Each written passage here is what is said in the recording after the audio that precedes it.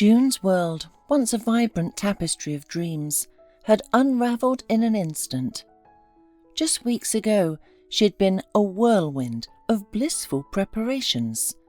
The ink barely dry on her college diploma, an engagement ring sparkling on her finger, and a wedding to the man she adored just a month away. Her mother, Caroline, had been her partner in every joyful detail. June remembered the scent of lavender and vanilla as they'd pored over swatches for the reception hall, the excited hum of conversation as they finalized the guest list, and the countless hours spent with a kind elderly seamstress named Eleanor, whose nimble fingers were crafting the wedding dress of June's dreams. Caroline, a woman whose every action was a testament to her love for her only child, had been determined to give June a fairytale wedding. Money was no object, it was a resource to be used to create happiness. June's grandfather, a shrewd but kind-hearted man, had built a small empire from a humble landscaping business. After his passing, the company had been left to his daughter, Caroline, and her husband, Robert. Robert, who had started as a groundskeeper, had married the boss's daughter and now ran the company with a firm hand. Caroline, meanwhile, had found her life's true calling in raising June, ensuring her daughter's life was filled with every possible grace and opportunity. That rainy Tuesday morning, a call from the seamstress had prompted the trip that changed everything. Eleanor, a perfectionist, was concerned about a measurement on the bodice. It was a small detail, but Caroline insisted on driving June to the shop herself, navigating the slick city streets in her polished silver sedan. She was a cautious driver, a woman who never took unnecessary risks, but on that day, fate seemed to have other plans. The sedan hydroplaned on a stretch of rain-slicked asphalt. Caroline's startled cry was the last thing June heard before she squeezed her eyes shut. The screech of tyres gave way to the deafening crunch of metal against concrete, the shattering glass a symphony of destruction. Then there was only a profound and terrifying darkness. When June awoke, she was a stranger in her own body. A jumble of bandages obscured her vision, and the strange tug of tubes and wires made her flinch. A searing, unfamiliar pain shot through her, and a cry tore from her lips. Faces in blue scrubs swarmed her, and then the darkness returned, this time a welcome solace. The second wakening was less jarring, but the truth, when it came, was far more brutal than any physical pain. The doctor, a man with weary, compassionate eyes, spoke in a careful, measured tone. The accident had caused a catastrophic spinal cord injury, along with a host of other devastating fractures. "Will I walk again, Doctor?" June's voice was a fragile whisper, a ghost of the strong, vibrant voice she once had. She'd later learn she'd been in a coma for nearly a month. The doctor's response was a gentle evasion, a kind-hearted lie. "Hope is a powerful thing, June. You've already shown incredible strength just by surviving this. That's a miracle in itself." But June heard the unsaid word loud and clear. No. A cold dread, far worse than the pain, settled in her chest. She tried to move her hand, and it obeyed, but then she willed her legs to stir. There was nothing. An icy chasm stretched where feeling should have been.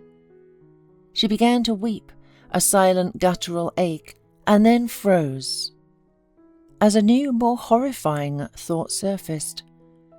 "My mother! What happened to my mother?" she asked, her voice cracking. The doctor simply shook his head, a heavy sigh escaping his lips before he turned and left the room. A nurse, her face etched with sorrow, gently held June's hand. Be strong, sweet girl. Your mother, she didn't make it." The nurse pressed a syringe into the IV line, and the world blurred into a hazy, painful fog. June stayed in that fog for a long, long time. Robert, her father, visited a few times.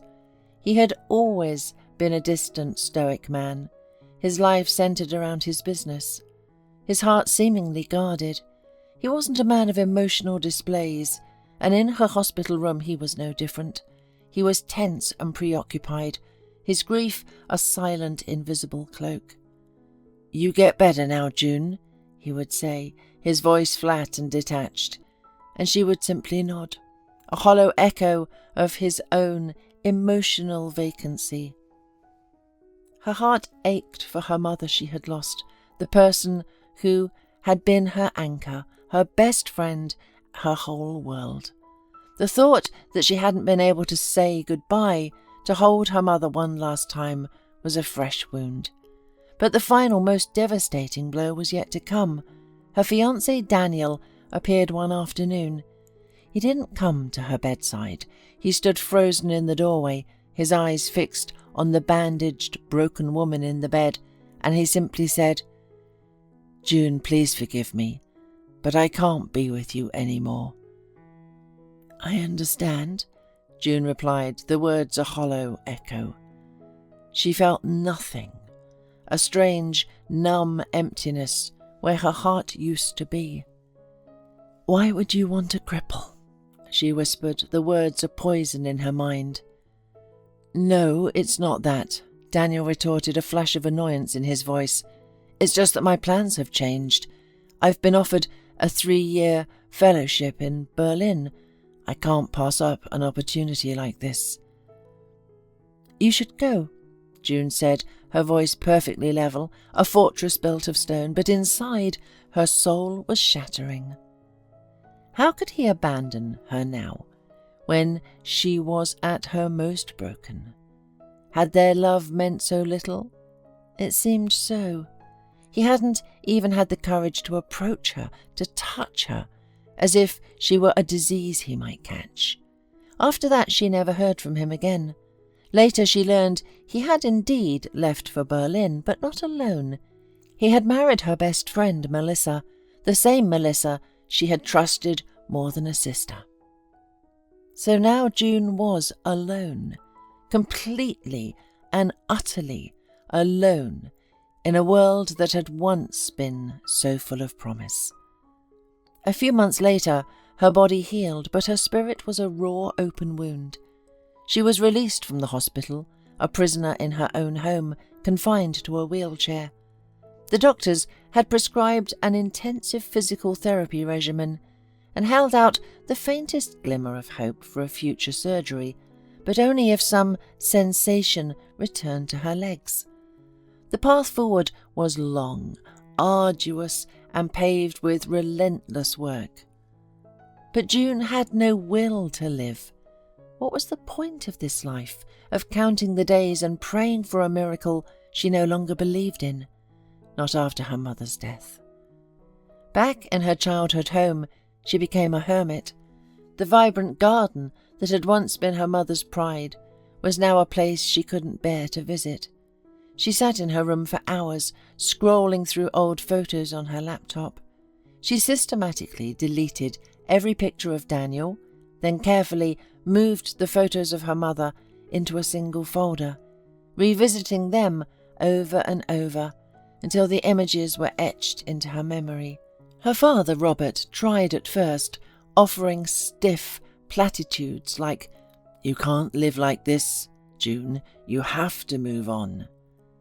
But when she responded with a stony silence, he retreated into his work, a safe haven from emotion.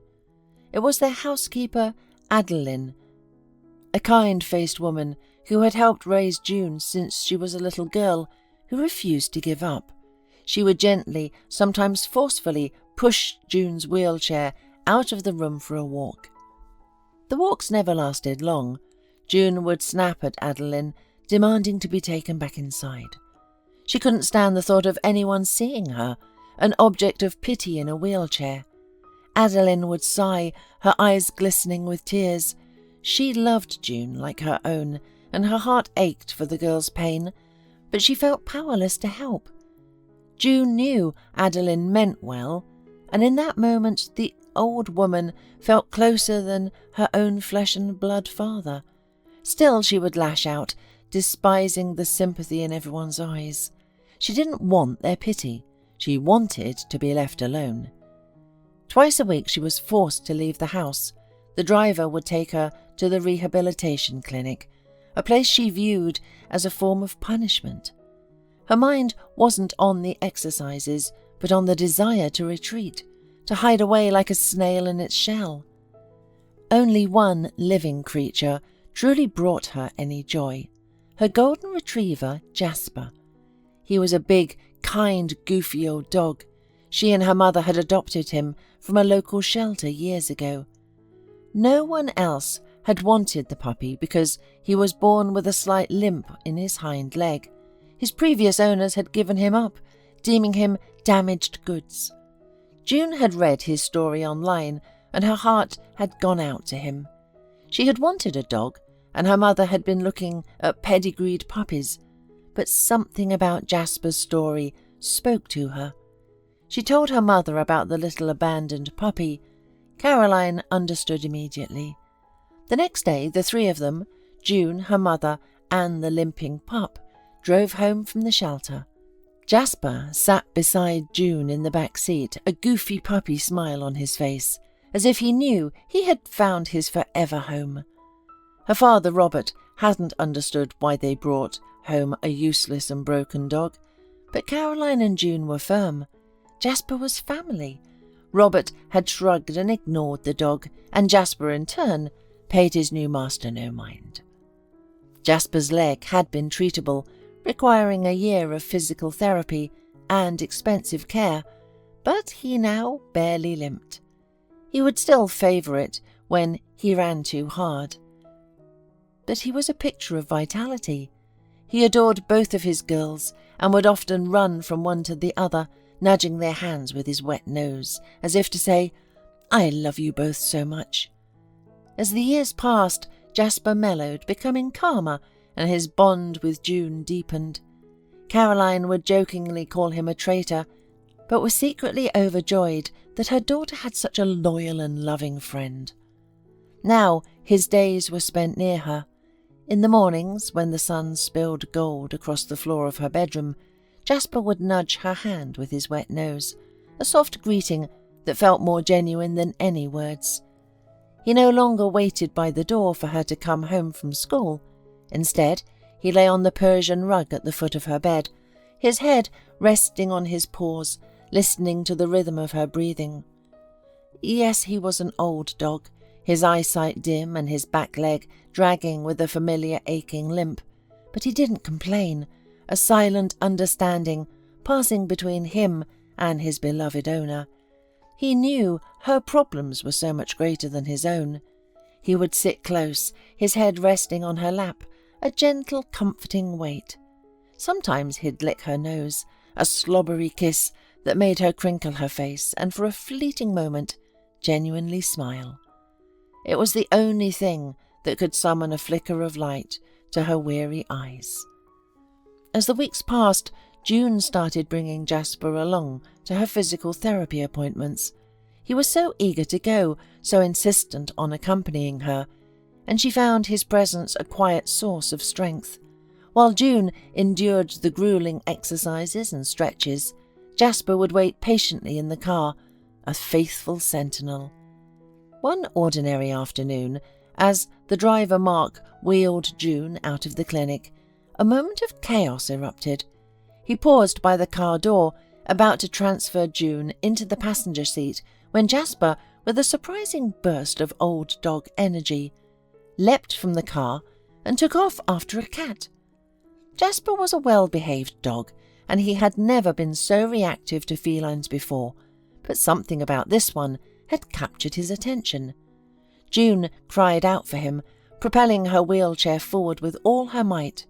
Mark, with a panicked yell, abandoned the open car door and ran after them. They rounded a corner and skidded to a halt in a narrow alleyway, where they almost crashed into a young man. He was holding the fluffy troublemaker in his arms. "Is this your dog?" the man asked, his voice tinged with amusement. He was determined to introduce himself to my cat, who, as you can see by his grumpy face, isn't a fan of making friends with strangers. "Then you should keep your cat indoors. What's he doing running around out here?" June retorted, her frustration boiling over. "He scared my dog." "I could say the same to you," the man replied with a slight smirk. "Keep your dog on a leash or at home." The smirk vanished as he looked at June more closely. "June? Is that really you?" June stared at him confused. She didn't recognize him, and yet a strange feeling of familiarity washed over him, a pull from a long-forgotten past. Then it clicked. "Logan?" she gasped. This was the same Logan she had known as a child. Back then, her family had just moved into an exclusive new apartment, still under construction. Not far away was a small rural village filled with people who had refused to sell their ancestral homes despite generous offers. In one of those houses lived Logan. He was around 10 years old, just like her. They met by chance one afternoon on the steep hill nearby. June, adventurous and bold, had wandered off without telling anyone. She was standing at the very edge, fearlessly gazing down at the town below. It was springtime, the ground still soft, and the earth suddenly gave way beneath her foot. She threw her hands out, certain she was about to fall, when a strong hand grabbed her by the collar and yanked her backward. A boy in a worn jacket, dirty jeans, and old sneakers stood beside her. "Hey, what was that for?"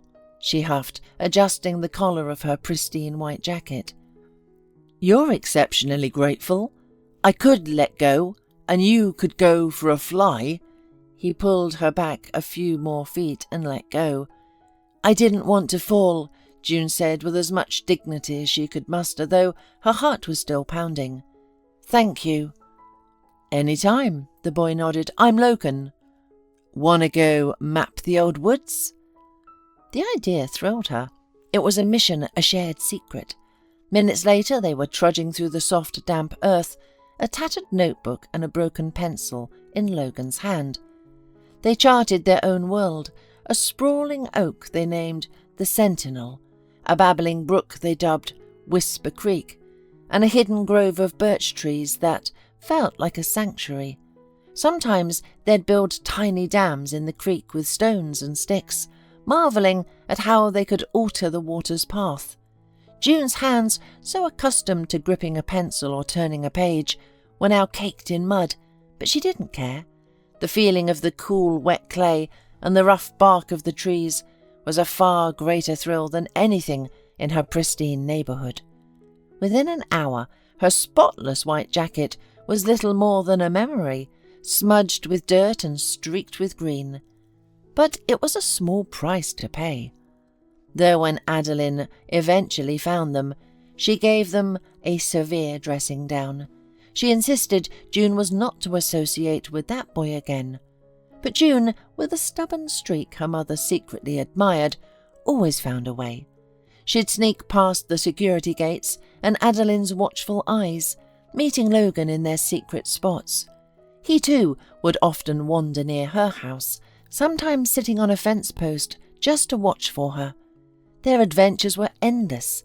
They'd build elaborate lean-to shelters, fashion makeshift rafts out of old planks, and search for the perfect skipping stones by the river. Her parents would always reprimand her for these escapades, and she would stand with her head down, accepting the lecture. But the next day she would always find her way back to Logan. Perhaps it was then that Robert understood he had to act. He was the only one who quietly orchestrated the legal proceedings that displaced the old village residents, offering them handsome compensation to those who would not leave. And just like that, Logan and his family moved away to the city, buying a new apartment. The friends were heartbroken to part, vowing to keep in touch, but time, as it so often does, had other plans. Their paths diverged, and they gradually faded from each other's memories, until now. "June, maybe we could go to a cafe and catch up," Logan offered, a warm smile on his face. "I just need to take Winston home. The poor guy's a hermit as it is. He sits in my apartment all day alone. I finally decided to give him a walk and he just took off." "Take your cat home," June replied, a genuine smile touching her lips. "I'll wait. I can't believe Jasper reacted like that.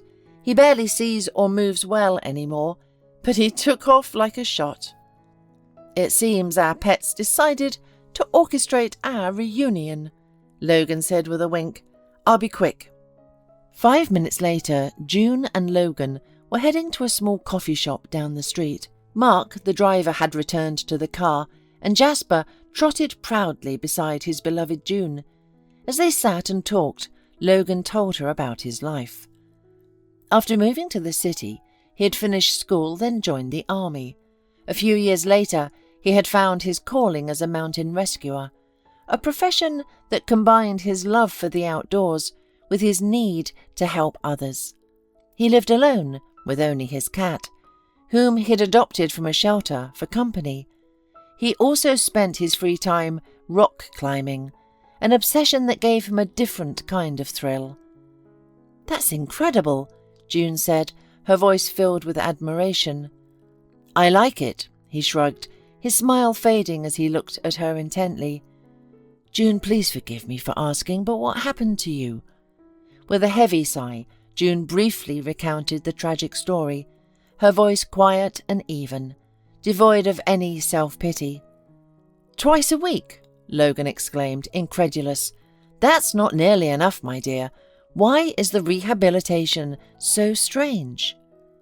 "It's a very expensive rehabilitation," June replied with a sad smile.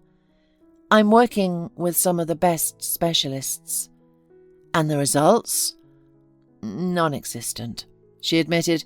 "I've been going for 3 months. They say I shouldn't lose hope." "They're right about that," Logan said, his voice serious. "But I know a doctor, an amazing physician who has helped people walk again after the most severe injuries. Let's go see him. Let him take a look." "Oh, what could he possibly say that I haven't heard?" She sighed, her skepticism evident. "Sometimes Elias Bell works miracles," Logan insisted gently. "I'll think about it," June promised. They exchanged numbers and Logan walked her and Jasper back to the car where they said goodbye. Later that evening, June was faced with another shock, one that felt like a physical blow. She was having a quiet dinner, sitting in her wheelchair at the grand dining table that had once been the centre of their family life. The room, with its heavy mahogany furniture and crystal chandelier, felt like a mausoleum to her mother's memory. Her father came in, not alone, but with a new woman on his arm. She was a slender blonde in her late 40s, dressed in a sleek charcoal dress, her hair immaculately styled, her face a mask of perfectly applied makeup. Her eyes, a pale icy blue, held a cool, arrogant stare that felt like a violation of the space itself. June's breath caught in her throat. She felt an immediate, primal sense of dread. "This is Scarlett," Robert announced, his voice unnervingly calm, as if introducing a business partner. "She's a very special woman to me. We're getting married and we'll be living here together." June's world tilted on its axis. The blood drained from her face, and her hands clenched so tightly on the armrests of her wheelchair that her knuckles turned white. It was as if someone had just set fire to the last remaining pieces of her mother's legacy. A searing, hot rage filled the void where her grief had been. "Dad!" she cried, her voice rising in a desperate, wounded shriek. How can you even think of bringing someone else here? It hasn't even been a year since Mum died. Are you not ashamed?" "Why should I be ashamed?" he asked, his expression hard and impassive. "Life goes on, and I have no intention of mourning your mother for the rest of my days. This house needs a woman's touch again." "You're a traitor!" June screamed, tears of fury burning her eyes. "This is not how a person who loved his wife behaves. You must have never loved Mum, if you could bring this woman into our home." Scarlett, who had been watching the scene with a cold, detached amusement, smiled thinly. "I am not this woman," she purred, her voice dripping with condescension. "I am the woman your father loves." "Shut up! Get out!" June shrieked, her voice cracking with fury and pain. "Don't you dare even talk to me! Get out of my mother's house!" "And what are you going to do about it, sweetie?" Scarlett sneered, her eyes raking over June's body in the wheelchair. "You can't even get yourself to the bathroom.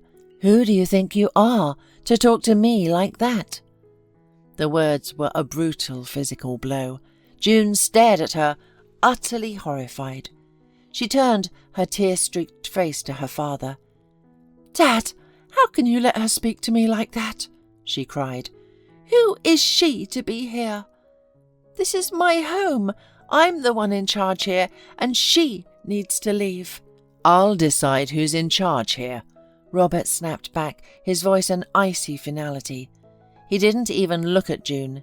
He turned and called out to Adeline, who stood frozen in the kitchen doorway, her hands nervously clutching her apron. "Adeline, take June to her room and bring the rest of her dinner there." June sat in stunned silence, her father's words a final devastating betrayal. He was choosing this woman over her mother's memory, over everything. The shame, the anger, the pain, it was all too much. She allowed Adeline to push her wheelchair out of the room, her head bowed in silent, broken despair. She spent the rest of the evening sobbing into her pillow, while Adeline murmured comforting words and Jasper, the loyal dog, licked her hands, his silent love the only comfort left to her. Slowly the sobs subsided, and she fell into an exhausted sleep. She woke a few hours later because of a flash of bright light across her eyes, before the door clicked shut. June whispered, her heart pounding. She heard a faint whisper in the hallway. It was her father and Scarlett. "So she'll definitely never walk again?" June heard Scarlett's cold, cooing voice. "Never," Robert replied. "I've handled it with the doctors. I've paid them what they need. They're running her through the motions, nothing more. A little more time and any hope of recovery will be gone for good." Robert's voice was chillingly neutral. "Good," Scarlett purred. "Everything is proceeding as planned." They moved away down the hall, leaving June in a state of frozen horror. They had been talking about her. Her father had paid doctors to sabotage her recovery. It was a monstrous, unthinkable act. How could her own father do something so cruel? Other parents would move heaven and earth for their child, sacrifice everything for their well-being. But her father, his indifference, first in the hospital and now, was a betrayal that cut deeper than any other. He wasn't just indifferent, he was actively ensuring her helplessness. June was at a loss. She had no one to confide in, no one to trust with this horrifying secret. The only person she was close to was Adeline. But what could the housekeeper possibly do? How could she help? Then she remembered her conversation with Logan. A surge of fury, not at herself, but at her father, pushed aside her despair. For the first time, she wanted to get well, not for some vague hope, but out of a fierce, burning need for justice. The anger was a fire in her belly, a motivation stronger than any she had ever known. She would walk again. She would stand up to him and take back what was rightfully hers. She knew the family fortune had been her grandfather's and that her mother was the true heir. Her father was just the executor.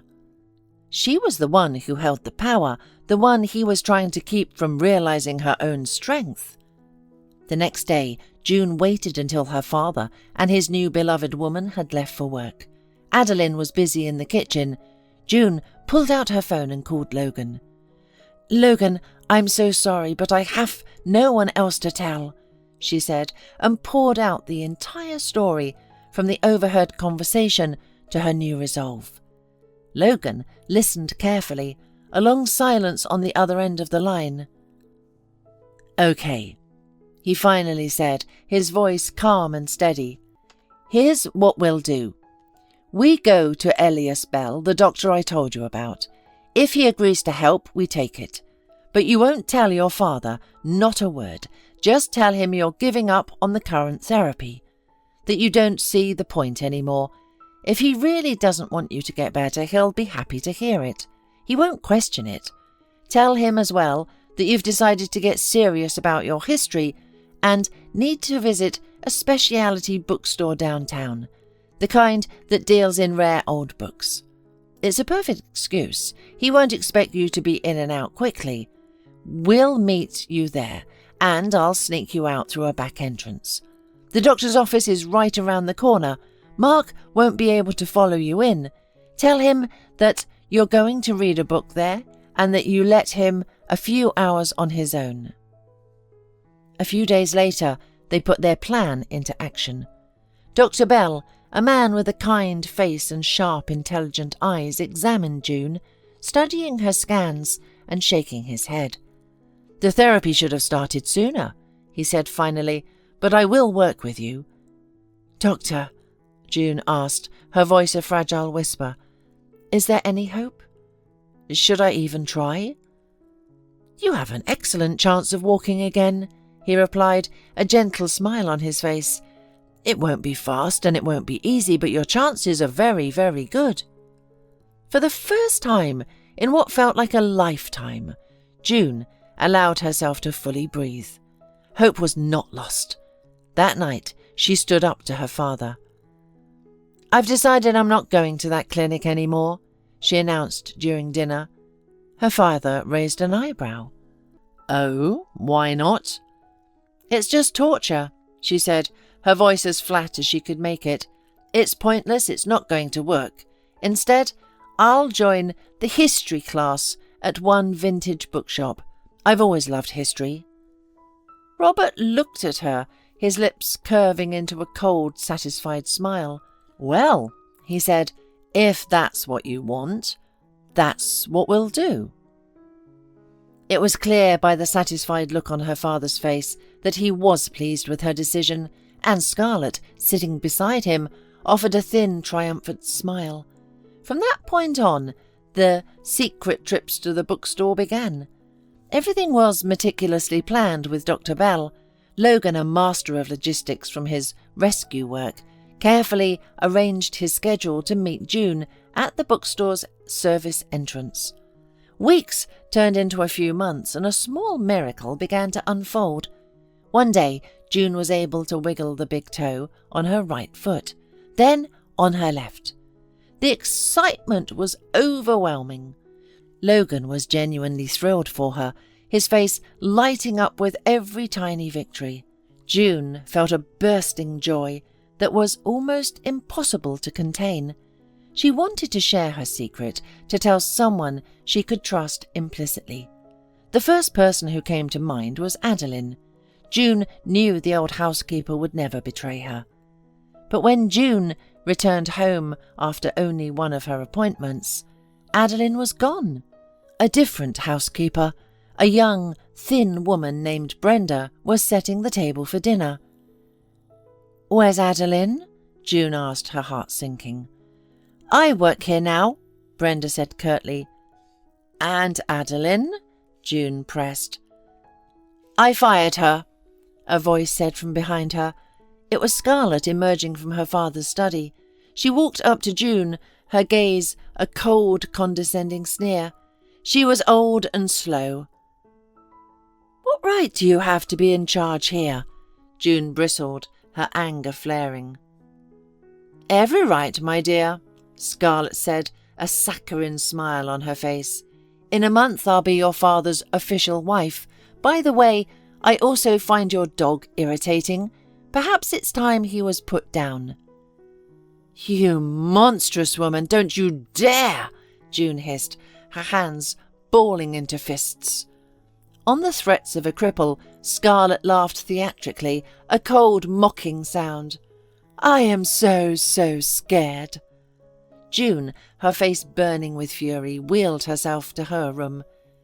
"You'll get all what's coming to you," she whispered to herself as she fell asleep a few hours later. The worst was yet to come. It was a Saturday morning. June woke up, her muscles humming with the small new sensations in her feet. She reached for her wheelchair, a routine she had mastered months ago. She sat in the chair, a private smile on her face as she wiggled the toes on both feet. It was getting easier. She headed to the bathroom, not noticing that the door was ajar and that Brenda was watching her from the crack. When June returned, her father was in the room. "Why didn't you tell me?" he asked, his voice sharp with the cold frustration. "Tell you what?" June asked, her body tensing. "Did you have feeling back in your toes?" he said, the words laced with a strange, dark animosity. "I was waiting to surprise you," June replied calmly, though her heart was pounding in her chest. She hoped for his joy, for a sign that he wasn't the monster she now knew him to be. "And you managed. I'm really surprised," he grunted and then turned and left the room. The breakfast was brought to her room, a clear signal that June was no longer welcome at the family table. The woman couldn't eat anyway. A growing sense of dread was consuming her. Around noon, Robert came back into her room. "Would you like to go for a walk?" he asked, his tone surprisingly cheerful. June was taken aback, but she shrugged and nodded. Maybe, she thought, he wants to talk without Scarlet.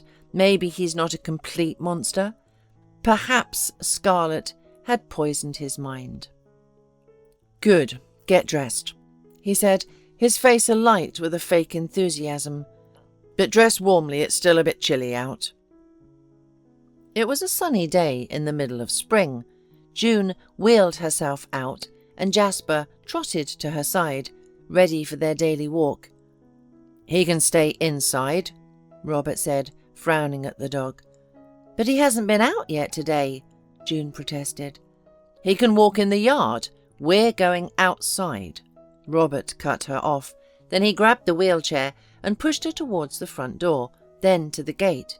Jasper tried to follow, but Robert slammed the heavy metal gate shut just before the dog could slip through.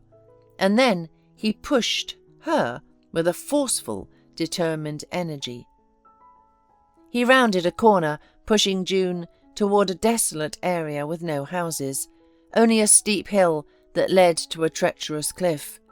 It was the very place where she had first met Logan as a child, a place of innocent memory, now stained with a sinister purpose. "Daddy, don't go so fast, I don't feel well. I don't want to go up the hill, it's a cliff.